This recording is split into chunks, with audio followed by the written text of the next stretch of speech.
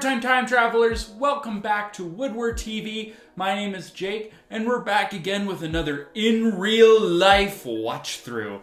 And yes, I'm gonna do every single episode of the series. I've decided, I've committed. Before we get to the next 2 episodes of this wild first season, I first off have to thank everybody for watching the first part. And if you haven't seen the first part, go back and watch it. I'm really proud of it. As of recording this video, it has hit over 330 views. And because of all of you nostalgia watchers and looking up in real life and finding my channel, we are almost up to 100 subscribers. We are 2 away.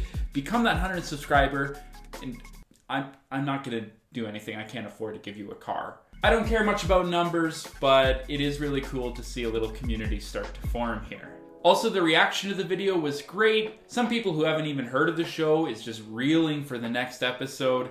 People that have heard the show before but not in a long time is getting a whole new experience through these videos. And I actually heard from some people from the show. The most notable is I just decided to tweet Sabrina Jalise, and she tweeted back saying most of my opinions were right. Sabrina, it is such an honor that you even if you watch like 2 minutes of the first video, it is such an honor. You are a legend, and I am definitely going to watch Farming for Love now. And then we heard from 2 contestants from seasons 2 and 3. Season 1 is radio silent. I'm waiting season 1. I know you don't want to talk about it. Call me, please. We heard from Andreas from season 3, very first person to reach out, and you were so sweet, Andreas, and I can't wait to talk to you more about the show and from your season 3 experience. And then we heard from season 2's own Sam the Man. Sam is the most beautiful boy I have ever met. 1, 2, 3, 4, 5, 6, 7, 8. Oh. He is literally an encyclopedic knowledge of in real life, and it's really neat because you can tell no one has asked him about it in 13 years, and I am just here with all the questions. Me and my sister actually started a watch party of season 2 with him, and he said he cannot wait for us to review season 2 on this channel. Something else about Sam is he says he knows that a lot of contestants don't like to talk about the show, so he is the one contestant that he says, you can roast me as much as you want. I don't want to spoil much, but Sam, so far from what I've seen in season 2, you are an awesome contestant that just takes everything in. Very hard to roast, but you do need a new haircut. That is quite unfortunate. Later on in the series, we're going to get much more from Sam himself. I have interviews lined up. I'm actually going to meet up with Sam, and he's going to spill the real tea on the in real life production. You better be prepared. Y'all, do you want a full interview with Sam? Put it in the comments. Say Team Sam. But we're not talking about Sam today. We're talking about episode 2 of season 1, and that is the Alligator Wranglers episode. This is illegal, probably. I don't know if you can make kids alligator wrangle, but I'm here for it. So the episode begins with Sabrina giving us this very cryptic message. No one has been eliminated yet. But these alligators look hungry, so I'm betting that's not going to be the case this time. Thanks, Sabrina. We get some interviews from some of the kids. We really start to notice that production just loves the green team, and there's a good reason for that in this episode. We saw so many alligators when we were in the canal in the airboat. You know, maybe as long as 2 to 3, maybe even 4 feet. They also mention that they know that they had their fights in the first episode, but they're ready to put that behind them. I think that both Jesse and myself, if things do get tense, we will know how to handle it because we've already been through it. So the very first task of this episode is they have to choose one person to go into a pit of baby alligators and collect 3 of them and put them into the bag that the other contestant is holding. Maddie actually wants to really do this task because she didn't get to ride in the NASCAR ride last time. I'll let you ride in the NASCAR. You should let me do what I want to do now. And Talon tells her, You get to do the next one. No. Doesn't matter how cool it is. this one statement is going to come back. Just wait. So already this challenge is crazy. Brown can't even see their alligators because they're wearing brown ribbons inside of murky water. But the absolute stars of this challenge, for all the wrong reasons, is the green team. Jesse said that he can go in, he wants to prove himself, he wants to grab the gators. Carlise looks a little scared, so he's being the knight in shining armor. He jumps in, and Jesse is absolutely terrified. I'm so sorry. Jesse knows he can do this challenge though, but it doesn't help that Carlise is immediately screaming at him. Jesse, you said you could do it! Grab it! Forewarning, this is one of the biggest reality TV blow-ups in history. Yes, in this little Canadian baby show, out of all the reality shows I've watched, Survivor, Big Brother, Amazing Race, Fear Factor, biggest reality TV blow-up. Enjoy. Jesse! That one's on my stop!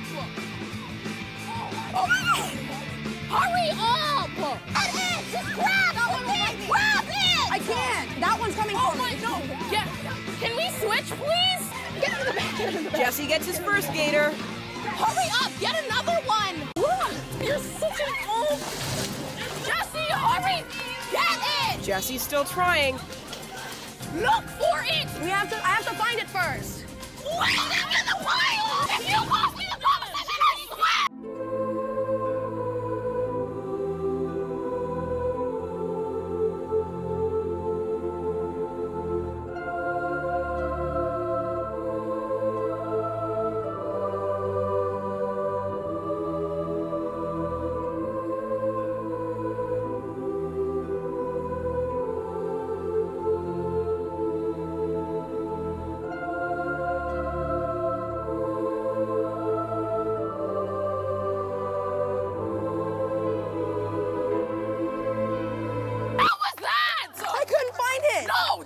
Just don't talk to me. Okay. Now you're probably thinking, Jake, let's be serious. It's a reality show. It's just edited funny, and just every time she screams, they're putting it all together. Take a listen to this shot of some of the other teams working on this challenge, and you can still hear Carlise in the back screaming at Jesse. Oh my god. The others are actually trying to tell him what to do, but he is getting so overstimulated from the screaming, the encouragement. It is nuts. This is only episode 2. There's not even much to say about the other competitors because, like, all of this airtime is going right to Carlise and Jesse, as Jesse is having a freaking panic attack in a pit of baby alligators. And Carlise... Oh, Carlise... Oh, you did not do good. You did good. He did good. I couldn't see it. Okay, if next time if you say you're scared, just say it to me so I can do it. I thought I could do it. Notable things that do happen though while Carlise is screaming at Jesse. Ben is a boss. Look at this. Ben picks up 2. He was awesome. He just went in and he grabbed one first off, and then he grabbed 2 together. Talon almost kills a gator.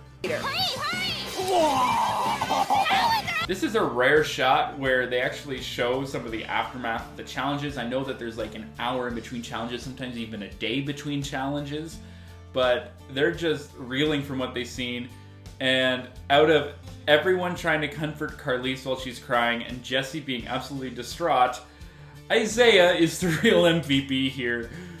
Good job, Jesse. You did good. You did good. You did good.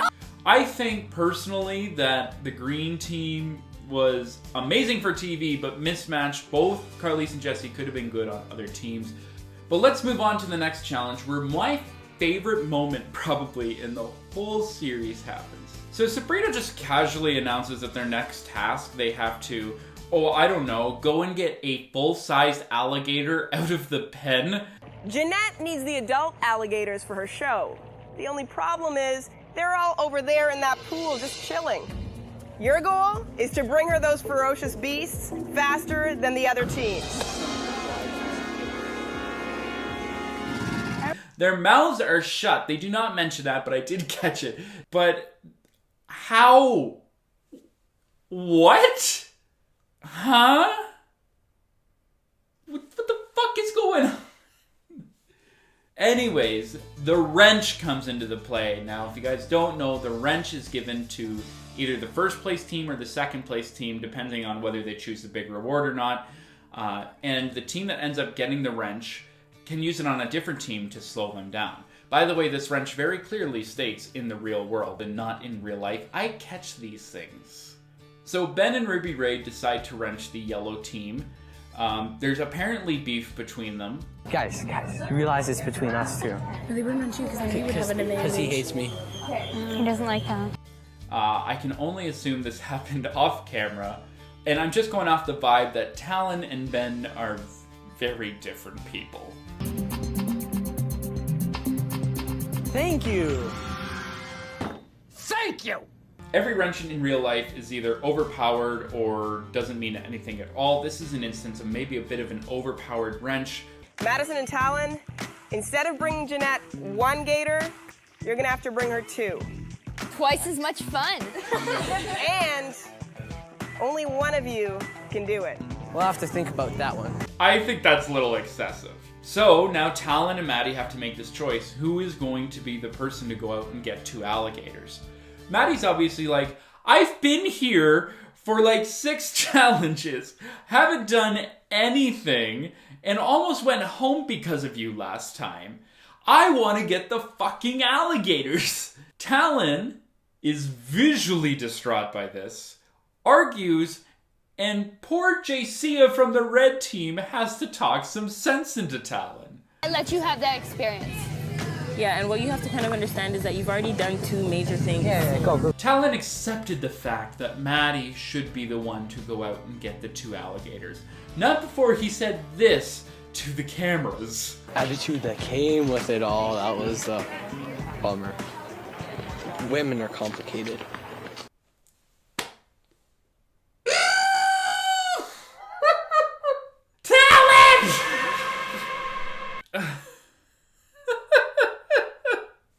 Women aren't complicated. It's a very reasonable request, obviously, Talon, for Maddie to do this task.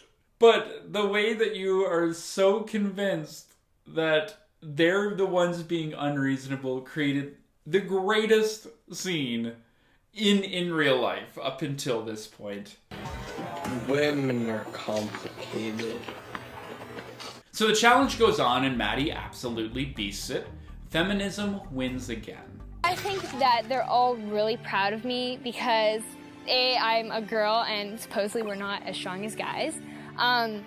And B, I did it all by myself and I had to do twice as many gators. Now the shield pops up. If you remember from the last episode, the shield, if collected, will save you if you're in the bottom 2 from getting eliminated. Now last time I was in a really hard spot to find it. This time it was in the pocket of the girl who's running the challenge. Notice it's a green shield and it's by green. Sam pointed that out to me. Actually, Sam also told me that all shields match the colors and production got mad at him for pointing that out. We'll get to that tea later. This is kind of a weird moment. Paul verbally says out loud to the red team that he sees the shield. I think she has the shield. Yeah, in her pocket. No way! Paul and Lilith then forget that the shield's there because of the alligators. And who grabs it but our little Nova Scotian bestie, Aaron. Have the shield? Paul actually spotted the shield, and he didn't do anything about it. Did you get it? So I took the shield. I just thought, might as well try it. Sweeps it under the rug. Paul's disappointed, but we'll get him next time. Not to get too far ahead of myself though, but Aaron grabbing the shield instead of Paul grabbing it or zipping his lips about it is the biggest butterfly effect in all of season 1. It is insane how much this affected the season and how big of a fuck up this was for Paul. For front running that challenge, Ben and Ruby Ray get to remove the tape, which is very scary and very dangerous. So now all the teams have to collect rats, which entails amazing reactions. They have to run, bring them over, and then feed them to the alligators and grab their clue card while the alligators are distracted. I'm not even joking. So they race. Carlise and Jesse have to wait a long time because they're still very behind. Jaden drops a rat though, and that helps them catch up a little bit. While they're waiting to get their clue cards, Jessie is trying to scare Paige with the alligators, saying they're like so big. I know that Paige is scared of alligators, so hopefully we could use that to our advantage. You know, someone needs to get eliminated, and we don't want it to be us. Jessie, grasping at straws, trying to psych out Paige. These are the big ones in the park. Stop trying to scare her. Jessie gets in a lot of shit for this, but I kind of freaking love this. It is Jessie's Hail Mary attempt to try to stay in this game, and I couldn't respect it more, Jessie. They get the easiest clue card ever. At the inclined observer's nest. Don't enrage crocodiles, kids. A team needs to realize that the first letter of every word spells out the name of the place where they can find the finish line. Don't enrage crocodiles, kids. I know where it is. When you think you have the answer, just let me know. Oh, the observation nest over there. And run to the finish line. Wouldn't you know it, Ben and Ruby Ray take number 1, and they take the big reward, which has the greatest reaction ever. You guys have won an awesome, wet and wild experience being a pilot on an airboat. Paul and Lilith come in second and do get the In the Real World wrench. And ever so sadly, Carlise and Jessie, not surprisingly at all, get eliminated. I think this is a big production flounder for kind of showing the worst of both of these kids, but it was gold. It made the Alligator Wrangler one of the greatest episodes of In Real Life of all time. But we're not done with the craziness yet, because we are going to also review episode 3 of In Real Life, which just might be crazier than episode 2. It's very close. Maybe the alligator edges it out a little bit, but there's bull riding in this one. Not baby bulls either.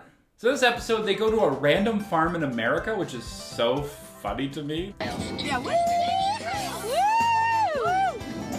No! Whatever it is, I'm gonna be good at it. Love the confidence. Sabrina opens up, asking how they feel about eliminating children. And, How do you guys feel about Carlise and Jessie's elimination? We miss Carlise a lot. We miss Carlise. We miss Carlise. we all miss Carlise. And Jessie. And Jessie. And Jessie. And Jessie. We miss Jessie too. So the first challenge is a little weird. They have to get on this bucking machine. I did not swear there. And they have to try to buck the contestants off. Well, maybe injuring them. We don't know. Bull riders use these training units the same way sprinters use treadmills and flirtatious teens use Facebook for practice. Same way sprinters use treadmills and flirtatious teens use Facebook for practice. That is the most 2009 thing I've ever read. Like, trying to explain that to a peasant in 1400 would be tough, but explaining that to anyone in 2023 is just as tough. Paige knows what I'm talking about. Very dated. I love this. From this hat, each rider will pick the name of the competitor who will be bucking them off. Isaiah! Wow, this guy's gonna be really tough because he's on the bigger side. All around me are familiar faces. Talon and Maddie being really weird again towards each other, a little fraudulent this time. Thank you, Mommy. It is nice, though, that Talon helps Sammy get on the bucking machine. Or Maddie, I'm not sure which one. Paige. This will be easy. Shut up. There will be only bucking over here, okay? Destiny has decided for you. I don't like that. I don't like that at all. This is when we get to the point of the episode where I become legitimately terrified of a man, and that man is named Graham. This is where Graham, 6'7", probably, has to buck Aaron, 4'5", 37 pounds probably, off the bucking machine. When Sabrina said pick a name, I was just thinking, please don't let it be Graham. It ended up being Graham. Okay. And it is terrifying.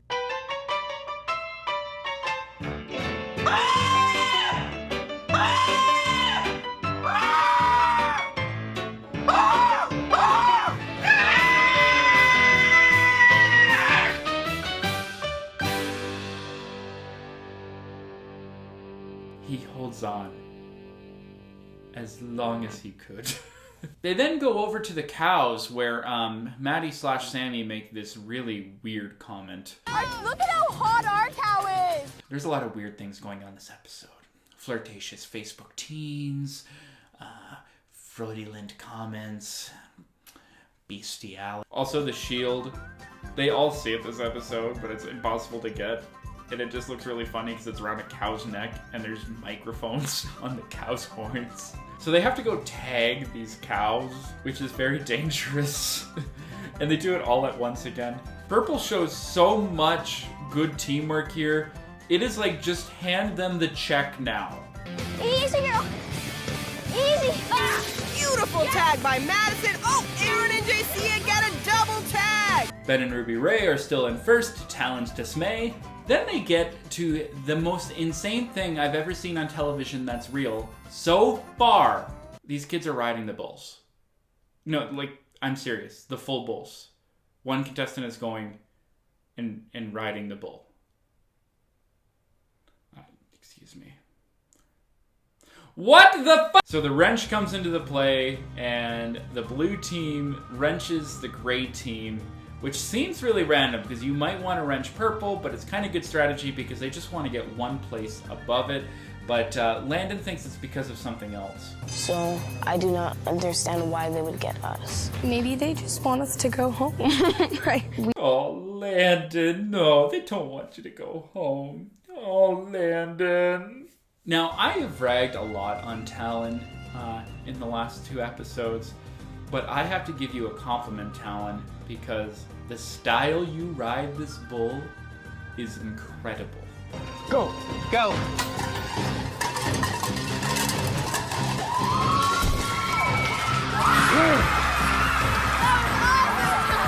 Talon, you are a god. And then we get to Aaron, who almost fucking dies.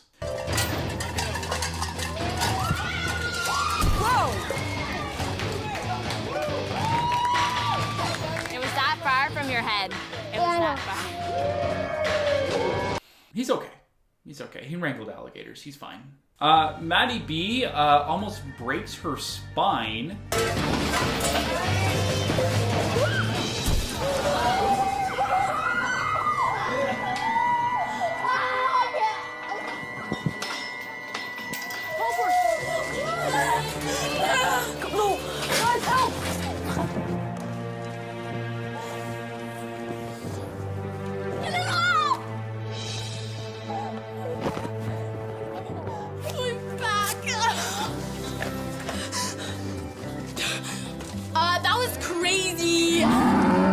Dance it off like, what?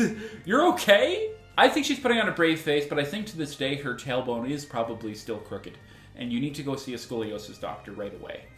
But this challenge also shows that maybe they are going a little too far. I mean, you had Maddie really hurt herself bad, Aaron almost died, and Tyler has a bit of a panic attack. And it's because he didn't do well on the bull, he hurt himself, and he put him and Graham in a later position. And I think that really hurts Tyler because Graham is this great competitor and Tyler's just trying to live up to that, which, Tyler, you're doing great in this competition. You don't need to be upset about that. After the most insane thing I've ever seen on television there, they have to bring this wagon wheel and turn it to this really confusing street name. And then they end up in a cow maze. And actually, it's anybody's game at this point, because this maze is the most complicated thing I've ever seen. It is so complicated that the first, 7 teams all bunch together and they have to review the footage. Unfortunately, Sammy and Maddie are eliminated. The only girl team is out. Feminism loses today, but hopefully prevails tomorrow. I still don't know which one of you is which. You were way too similar personally. You were fun though, and it is sad to see the only girl team go. Paul and Lilith, for winning the experience, get 2 electric guitars, which probably said in the real world on it. I really would love this guitar and display it in my home. Ben and Ruby Ray end up taking the wrench. Those were 2 of the most insane episodes of television I've seen in my life. Ethics board should be called, but I don't really care because this is what made this show so special. It cannot be done again. It really is a time capsule. But they can't possibly get any crazier, right? Next time, in real life, our challengers become action heroes in Hollywood, reaching new heights and hitting new lows. What did I do? It's gonna be the biggest battle yet. Where is it? Where is it? Oh my gosh! It's right there. Yeah, it's right. With a blockbuster ending. Come on, just run! I need to stop saying that. Thank you so much, everyone, for watching this video. It means a lot to me, and to know that there is still some in real life fans out there. I see on my analytics you're all searching in real life YTV and you're finding this video. I'm glad we have this space to share our memories of this show and just how crazy it is. Special shout out to my sister Sadie. More than a shout out, you're helping me with this series. You've wrote a lot of my jokes.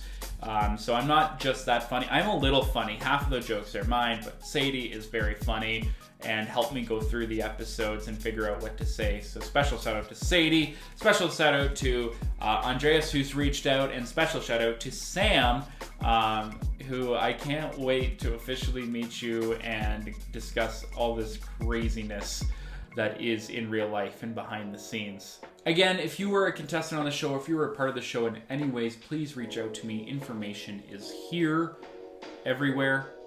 Again, I'm not trying to bring up any negative feelings that you might have had with this show.